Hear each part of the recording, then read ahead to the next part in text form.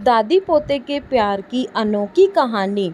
दादी दादी रुको, मुझे पिज़्ज़ा खाना है, कहते हुए काव्य सरिता जी का हाथ पकड़कर उन्हें जबरदस्ती डोमिनोज की दुकान की ओर ले जाने लगा। सरिता जी बोली, काव्य घर पर खाना बना हुआ है, तुम यदि अभी पिज़्ज़ा खा लोगे तो तुम घर का खाना नहीं खाओगे, और अभी मेरे पास पैसे भी नहीं हैं। चलो अभी घर चलो। काव्य बोला, दादी मेरे पास पैसे हैं, वह पैसे लेकर मुझे पिज़्ज़ा खिला दीजिए। सरिता जी बोली, तुम्हारे पास पैसे कहाँ से आए? काव्य बोला, मम्मा ने ऑफिस जाते हुए दिए थे। सरिता जी रोज़ इसी तरह काव्य को स्कूल लेने जाती थी। काव्य के मम्मी पापा दोनों ऑफिस जाते थे। उन्होंने सरिता जी से कहा भी था कि काव्य के लिए स्कूल बैन लगा देते हैं, मगर सरिता जी बोली, स्कूल तो यहीं थोड़ी दूर है, मैं रोज़ काव्य को ले आया करूँगी, इससे मुझे भी अच्छा लगेगा। सरिता जी जैसे तैसे काव्य को घर लेकर आई।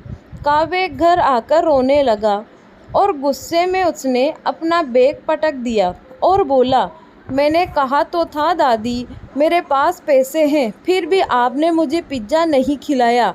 आप बुरी हो, मैं आपसे बात नहीं करूँगा। सरिता जी काव्य को उसका फेवरेट मैंगो शेक बनाकर दिया, तब जाकर कहीं काव्य का रोना बंद हुआ। सरिता जी प्यार से काव्य को समझाते हुए बोली, बेटा तुम्हारा गुल्लक कहाँ है? काव्य बोला, यह क्या होता है? सरिता जी बोली, बेटा जब मैं छोटी बच्ची थी, मैं अपने सारे पैसे गुल्लक में जमा किया करती थी, ना कि तुम्हारी तरह पिज़्ज़ा और बर्गर में खर्च करती थी। काव्य ने उत्सुकतावश पूछा, वह कैसे करते हैं? दादी ने सबसे पहले उसे गर्मा गर्म खाना खिलाया और फिर उसे साथ लेकर बाजार गई। वहाँ से उन्होंने काव्य को एक गुल्लक खरीद कर दिया और बोली, बेटा अब से दादी मम्मी पापा और कोई भी रिश्तेदार तुम्हें पैसे दे तो तुम इसमें जमा करना और देखना थोड़े दिनों में तुम्हारा गुल्लक कितना भर जाएगा। पिज़्ज़ा बर्गर जैसा अपौष्टिक खाना सिर्फ तुम्हारा स्वास्थ्य खराब करेगा, मगर यह जमा किए हुए पैसे बढ़ते जाएंगे और फिर इन पैसों से तुम अपने लिए कोई भी तुम्हारी ज़रूरत की चीज़ खरीदना।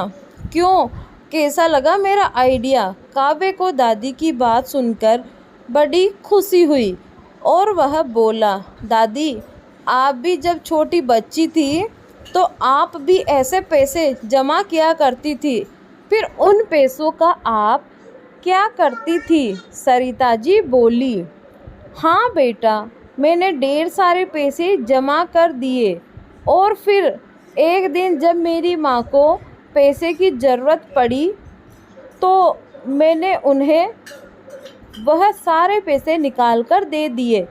इससे माँ को बहुत मदद मिली। माँ ने मुझे बहुत आशीर्वाद दिया। बेटा, बुजुर्गों का आशीर्वाद हमेशा रंग लाता है। जिस तरह बूंद बूंद करके घड़ा भरता है, उसी तरह एक एक रुपया जमा करके हजारों रुपये बन जाते हैं। काव्य को दादी की बात बहुत अच्छी लगी और उसने रोज़ एक एक रुपये जमा करना शुरू कर दिया। आज काव्य एक पिता बन चुका है और वह यह सेम कहानी अपने बेटे को सुना रहा है। वह भी कभी छोटा बच्चा था। दोस्तों, अगर आपको आज की कहानी अच्छी लगी हो तो ज़रूर शेयर करें। धन्यवाद।